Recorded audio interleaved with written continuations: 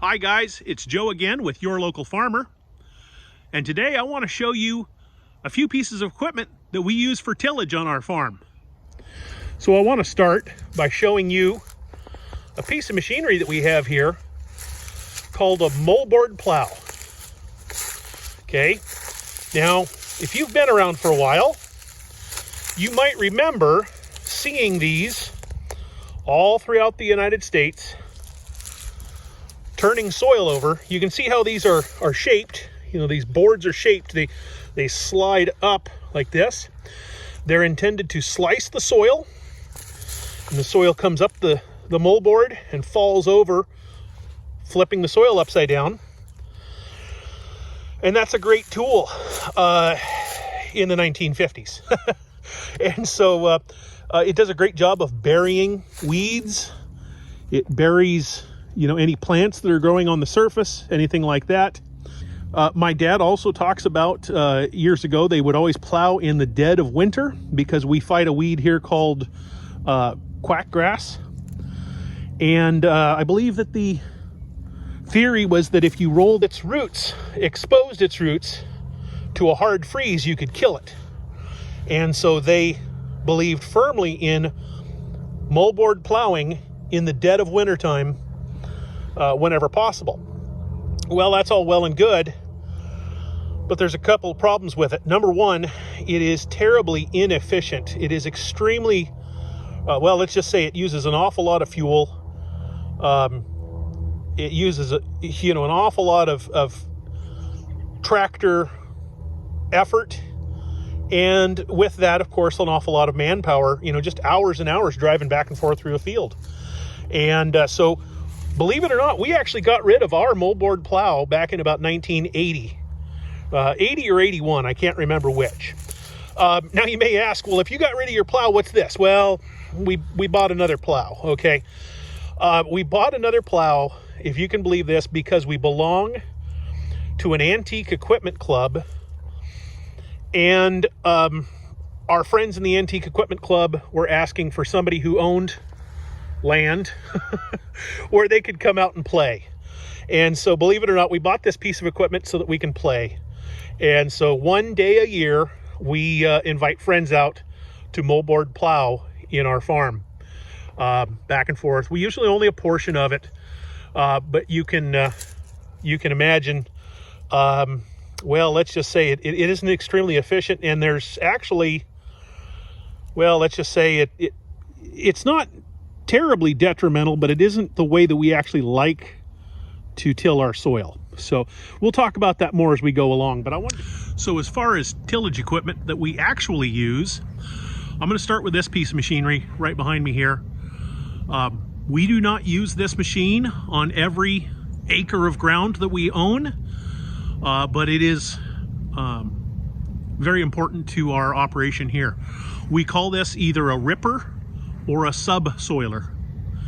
And before I go too far, I want to tell you a little bit about the importance of this machine, okay?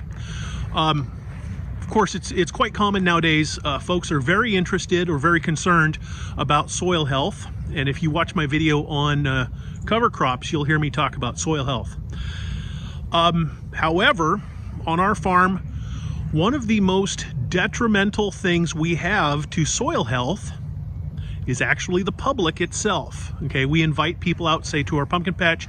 The hardest one actually is our corn maze, because just simply the fact that it is a maze and people walk the same path, they, of course, they tread the path, shall we say, and they continue to pound the soil tighter and tighter. And of course, when speaking of soil health, whether it's animals, whether it's bacteria, whether it's fungi, whether it's insects, what have you, they need a lot of the same elements of life that we do. The two primary ones are water and air. And so the downside of having that much, well, let's just say that much compaction is that is really killing soil structure. Okay, now I'm not trying to denigrate the the public that comes to our farm, but it's something we deal with, and so please know that we're aware of that, we're conscious of that, and that's why we have this guy here. So let's turn around and I'll show you a little bit about him and what job he does here on our farm. So like I said, this is a subsoiler or ripper. The two words are kind of used interchangeably. You can see here it has 5 big shanks. It hooks up to the back end of our large tractor, our Ford TW10. And when we run it through the ground, you can see a spot right there. That's roughly how deep we are. That's about 20 to 24 inches deep. So we're going through the soil and we're trying to fracture the soil up. Like I said, when it gets compacted, that soil, I've seen that soil come up almost looking like asphalt, if you will. It would come up in big flaky chunks, just like you were trying to rip through an asphalt road or something like that. Not to mention, pulling this with the tractor, I've had days where you're subsoiling through the field, you're going along and it's pulling really hard, and you hit a spot where the public had walked through on a trail, and as soon as these ripper teeth hit, the tractor just dang near stalls out because it is so hard and compacted. And so we're going down about 24 inches trying to break up that compaction, loosen that soil, get water to flow through it, get air to flow through it. And so even though we don't use it on every acre we have, this is a very important tool. It's definitely our most aggressive tillage tool we have here. I'd say every year we really only run our ripper through about 7 to 10 acres a year. But if we didn't have it, we'd be in big trouble. So I told you guys just a little earlier that in about 1980, we got rid of our moldboard plow, and we have never moldboard plow since, except for the plow day that we host once a year. Well, this is the machine we replaced it with. In fact, this is the machine we replaced it with in 1980. I have no idea how old this machine is. I'm guessing it's probably about a 1975 model. But this here is a 10-foot chisel plow. You can see it's got shanks on it. We call these shanks, by the way. These big curved metal pieces. They go up here, they pivot in the back. They've got a big spring in the front that keeps them so that they can, you want them to be able to flex, especially if you hit something hard like a rock. You want them to, move out of the way so they don't just break off. But this is an extremely aggressive machine, okay? So you may ask, what does it do that a moldboard plow does not? Okay, the first thing is, let's just talk from a efficiency standpoint. With a 3-bottom plow, you are only plowing about 5 feet of width in a pass. In fact, I think it's closer to 4 feet of width in a pass. This is 10 feet of width in a pass at a higher speed, burning less fuel. So from an efficiency standpoint, it's a win-win-win combination because, you're burning less fuel, you're spending less time to do it, you're also spending less man hours to cover a field. Now let's go to the, shall we say, soil health part of it. What this is going to do is fracture the soil without adding any compaction below the surface.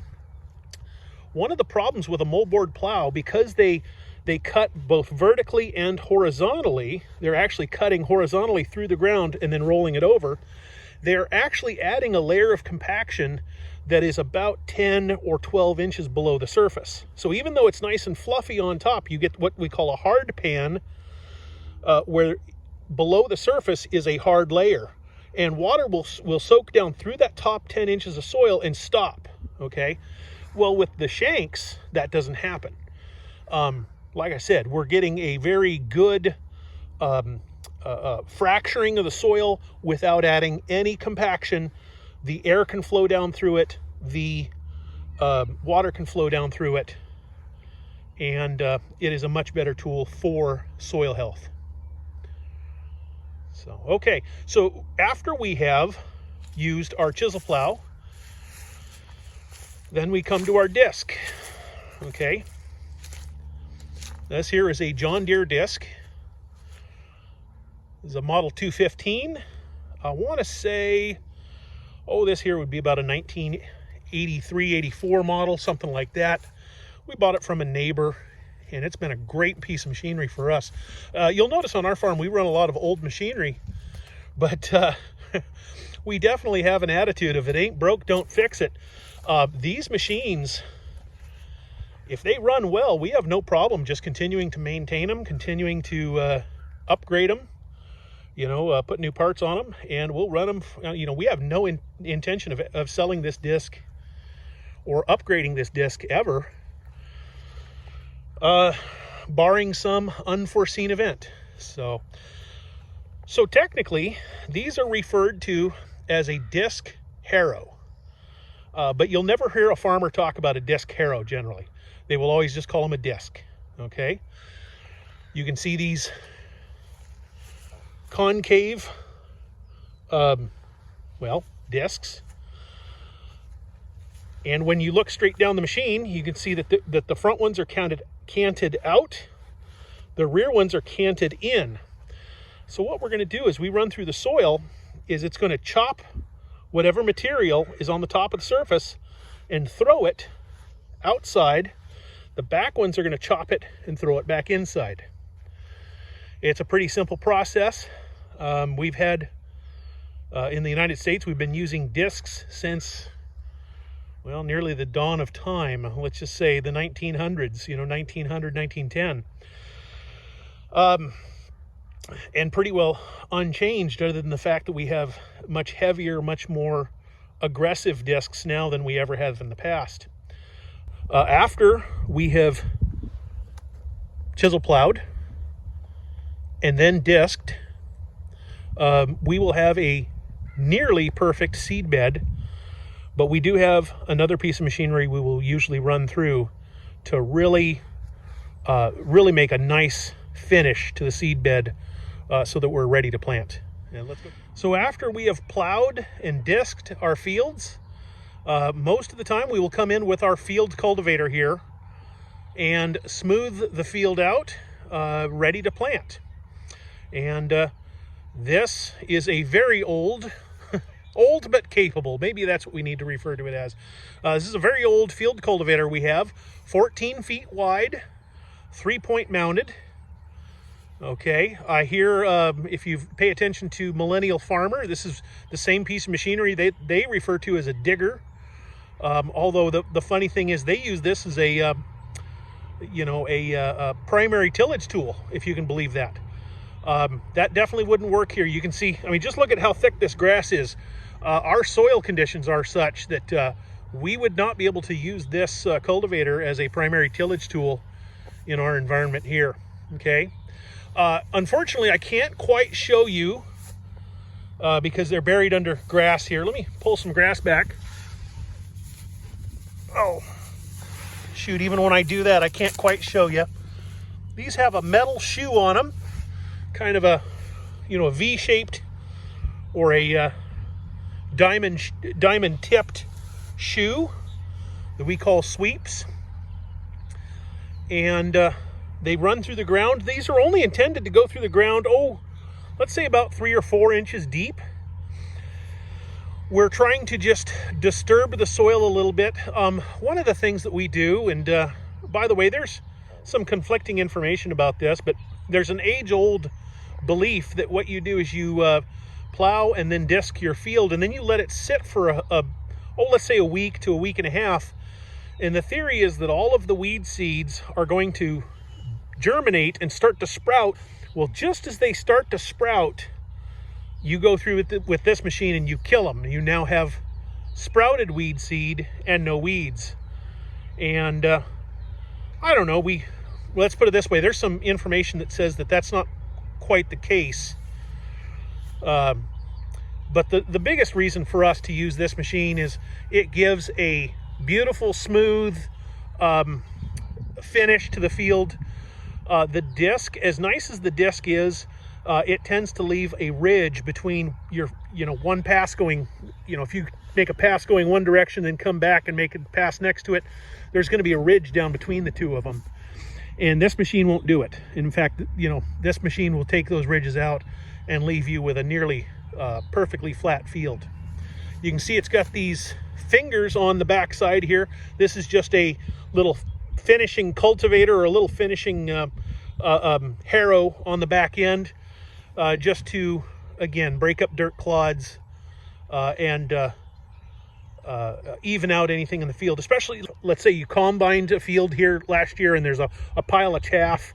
This will take that pile and spread it out nice through the field, just like you would with a garden rake. Okay, so yeah, so that's our cultivator.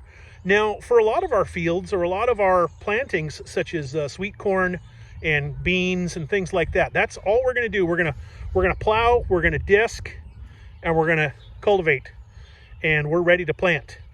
But let's go take a look over here at a couple of other tools that we have that we'll use from time to time, especially on our specialty crops. So here's a very specialized piece of equipment that we have. And this piece of equipment is called a Kolta Packer. And that's because it is a cultivator, and you can tell because of the little cultivator shanks down here in the middle, and a packer, because it has 2 packer rolls in it. So what this machine does is it goes through the field, puts a light pack on the front roll. By the way, one of the big things with that is it breaks up dirt. It's great for breaking up dirt clods. It'll just take them and, if you will, just squish them. Okay. Then of course it cultivates to, pull that soil back up, aerate that soil, if you will, and then put a gentle pack on the back end. Now, one of the things, and I realize this may sound counterintuitive, I just told you guys that our biggest variable here, or our biggest enemy really, is compaction. Well, the reality is there's such a thing as having too little compaction. Yes, you want to fluff and aerate the soil, but then you want to put just a little bit of pressure on it. You can imagine, if you are transplanting plants in a greenhouse like that, you can fill a soil pot with soil, but you don't want to just sprinkle it in and let it just sit. You want to just press it down just a little bit. And that's exactly what this is going to do. This is us going, an acre at a time and just pressing it down a little bit, making sure the soil stays in place. The other thing is we're looking for something called seed soil contact.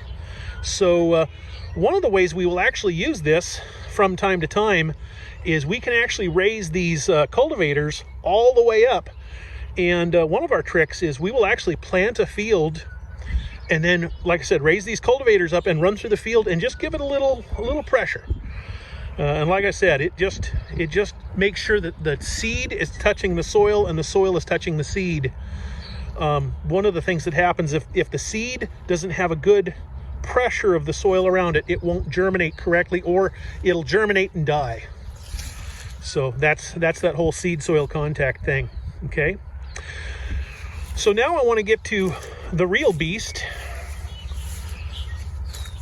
This is our 10-foot Northwest tiller. Okay. We call this a Rotavator. A Rotavator pretty much means it's a rototiller, only it goes on the back of a tractor. So before I go too far talking about our Rotavator here, I want to tell you a little bit about several conversations I've had with people concerning soil health and tillage.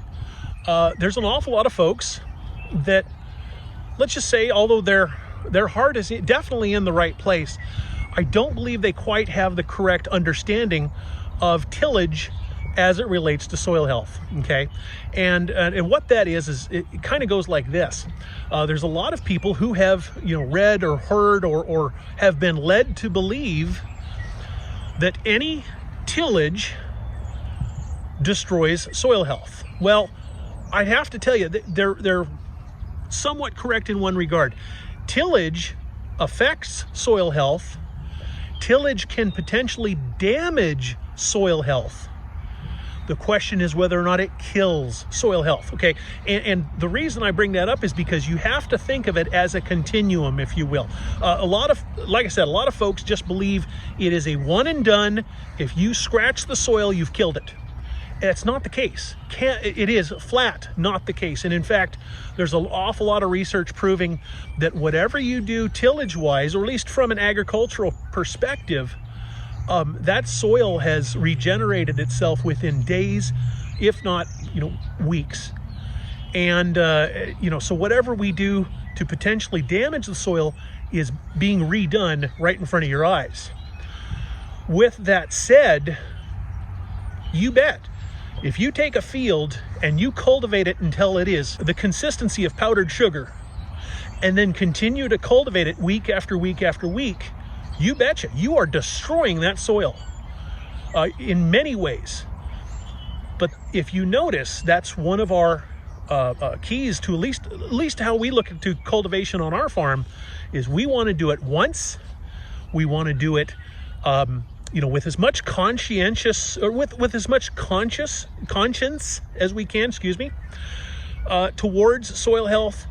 We want it to make one pass or 3 passes, as it were, and be ready to plant. And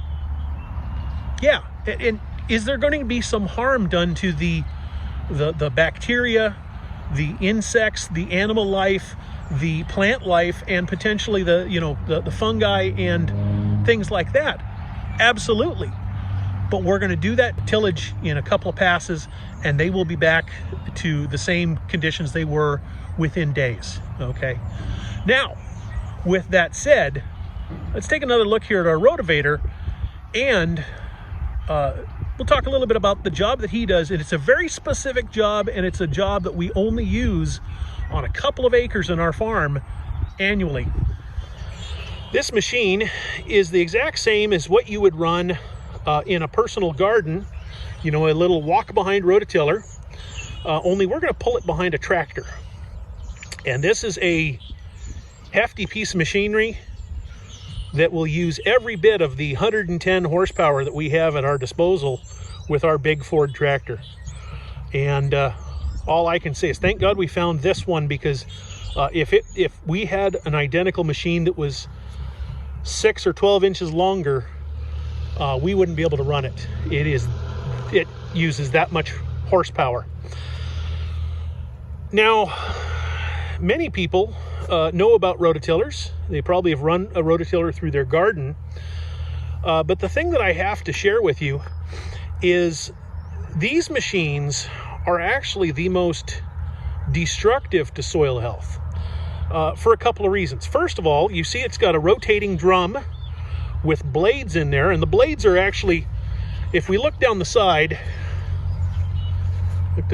here, the blades are actually angled back a little bit so that when they cut, they're cutting through and throwing soil behind the machine in a loose pattern.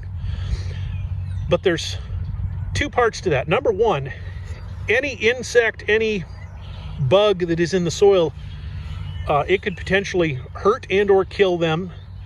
But there's another major problem with this machine, is that if it's used year after year, week after week, it has a tendency to create, just like the Moldboard Plow we talked about at the beginning, it creates a hard pan just below the surface of the soil. Okay? For that reason, we only use this Rotavator on ground that we are going to plant our coal crops into. That's going to be plants that are going to go in as a transplant. Because the one thing that this machine does really well is it makes a surface, a planting surface, when we're done, that it is as beautiful and as fine as, well, let's just say potting soil. Okay? Essentially, we can run it through this field. Heck, we can run it through this ground right here, and what comes out the backside nearly resembles potting soil as far as consistency. Yes, we have to take the negative impacts into account before we jump in with it. but it is an amazing machine. And there is nothing else that can do its job. Like I said, we reserve it for only a portion of our field, and it's only in those things that we need to do with it. So if that makes any sense. Well, guys, thank you for coming along with me. Thank you for listening to what I have to say. I hope this makes some sense about how we attack tillage on our farm. And I hope I answered a few questions you might have about how farmers till their ground, especially considering you know, our attitude towards soil health. And I've got one last thing to ask of you guys, and that is, if you have any questions at all, please leave a comment down below, reach out to me, because it's important. If you have a question concerning farming, why would you ask an activist? Ask a farmer. And I can't stress that enough. If you have a question, ask a farmer. Don't ask somebody with an agenda. You know, ask somebody who knows how your food is grown. So with that, hey, thank you guys again. Please like and subscribe. It helps me out immensely. And I look forward to the next video I can do for you guys. You guys have a wonderful day.